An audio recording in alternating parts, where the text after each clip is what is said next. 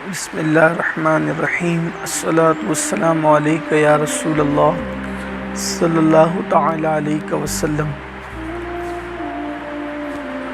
سواد اعظم اہل سنت و جماعت کی عالمگیر تحریک سنی دعوت اسلامی مالیگاؤں کی جانب سے میں تمام برادران اسلام کو عید الفطر عید سعید کی مبارکباد پیش کرتا ہوں اور دعا کرتا ہوں کہ اللہ تبارک و تعالیٰ اپنے حبیب مصطفیٰ کریم رؤوف الرحیم صلی اللہ تعالی علیہ وآلہ وصحبہ وبارک وسلم کے صدق و طفیل اللہ تبارک و تعالیٰ عید سعید کی برکتوں سے، رحمتوں سے اور مغفرتوں سے ہم سب کو مالا مال فرمائے، اور اللہ تبارک و تعالیٰ دنیا اور آخرت کی بے شمار بھلائیاں آپ کو، ہم سب کو اور تمام عالم اسلام کو نصیب فرمائے، اور عید سعید کا یہ مبارک دن آپ کی زندگی میں اور ہماری زندگی میں ایمان اور عقیدے کی سلامتی کے ساتھ اور اللہ اس کے رسول کی خوشنودی کے ساتھ بار بار نصیب فرمائے۔ اس وقت لاک ڈاؤن کی کیفیت ہے اور ماہ رمضان شریف پورا لاک ڈاؤن کے ایام میں گزرا، اور اب عید سعید بھی انہی ایام میں آئی ہے۔ اس لیے میری گزارش ہے کہ ہم کوئی ایسا کام نہ کریں جس سے ہم پر کسی کو انگلی رکھنے کا موقع ملے، یا ایسا کام ہماری طرف سے نہ ہو جس کی وجہ سے قوم و ملت کا نقصان ہو۔ احتیاط اب بھی ہمارے لیے لازمی ہے، جو ہم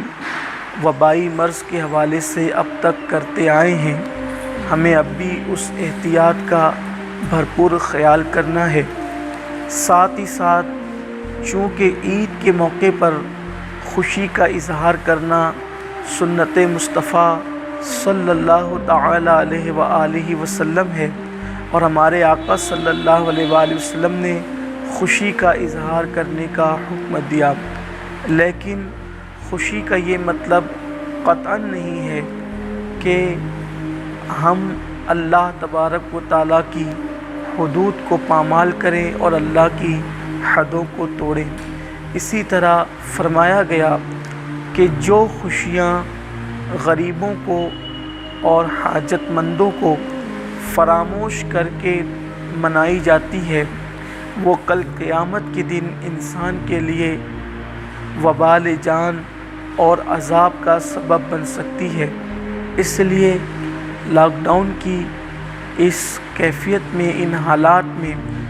عید سعید کے موقع پر اگر آپ اپنے لیے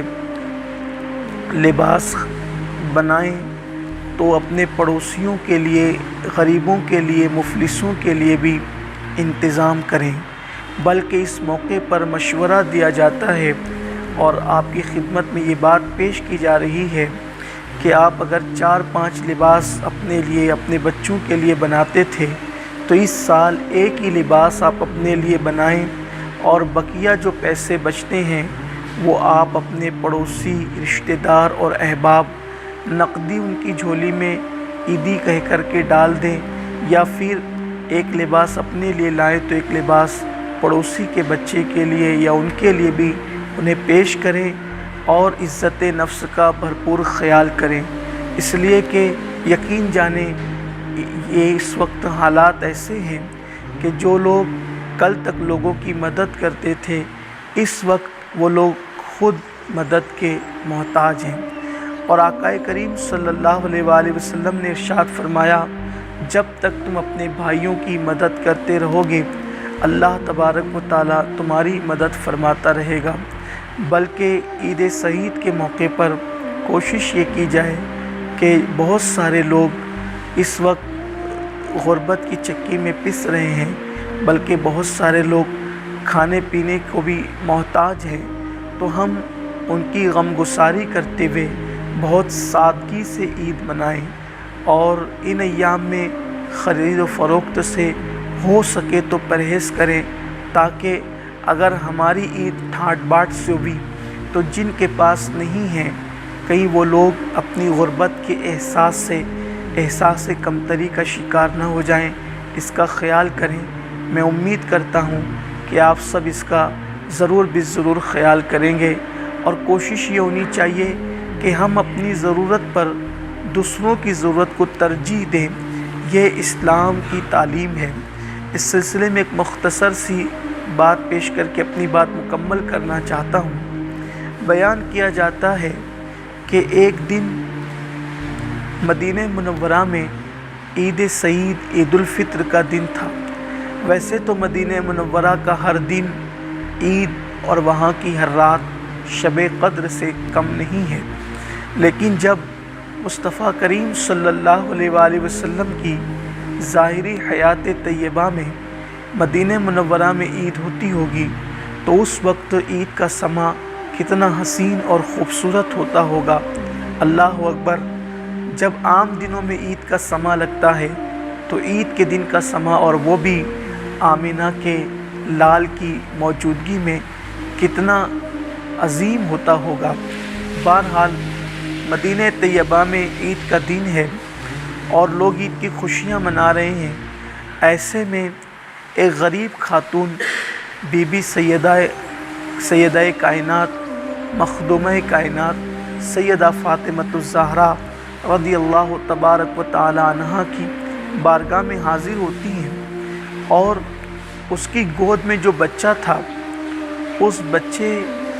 کے بدن پر پرانے اور پھٹے ہوئے کپڑے سیدہ کائنات سیدہ فاطمۃ الزہرا سلام اللہ علیہا دیکھتی ہے، اور دیکھنے کے بعد سوال کرتی ہے کہ تمہارے بچے کے بدن پر عید کے دن آج نیا لباس نہیں ہے۔ اس غریب خاتون نے عرض کیا، بی بی غربت کے مارے ہیں، حالات کے ستائے ہیں، اس وجہ سے میرے بچے کے بدن پر نیا لباس نہیں ہے، اور میں آج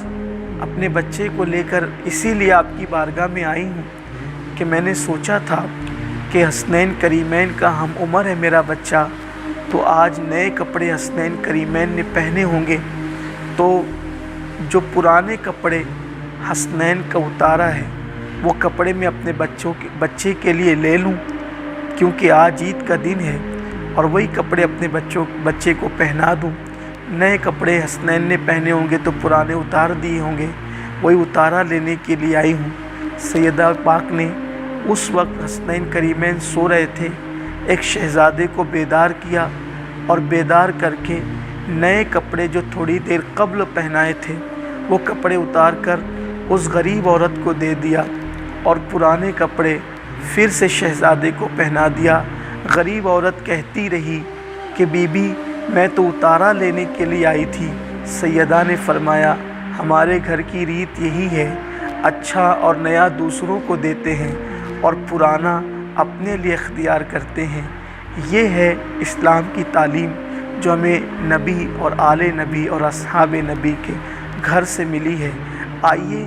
یہ وقت اسی ریت اور اسی تعلیم کو اس کی تجدید کرنے کا وقت ہے۔ اگر آج لاک ڈاؤن کے ایام میں اور اس کرونا کی مہاماری میں ہمارے پاس عید آئی ہے تو کیوں نہ ہم بھی سنت فاطمی ادا کریں، ہم سنت رسول ادا کریں کہ پرانا خود پہن کر نیا کسی کو پہنا کر اس کا دل خوش کر دیں۔ میں سمجھتا ہوں شاید ساری زندگی کی نیکیاں ایک طرف ہوگی اور یہ نیکی کسی کا دل خوش کر کے اللہ کو راضی کرنے کی نیکی ایک طرف ہوگی۔ ایسا بھی کوئی یہ ضروری بھی نہیں ہے کہ آپ پرانا پہن کے دوسرے کو نیا پہنائیں۔ اگر اتنا ظرف نہیں ہے تو کم سے کم ہم یہ تو کر سکتے ہیں کہ خود نیا پہن کر دوسروں کو بھی نیا پہنا سکتے ہیں، اور صدقہ فطر خوب نکالیں۔ اور چونکہ اس کے متعلق یہ بھی ہے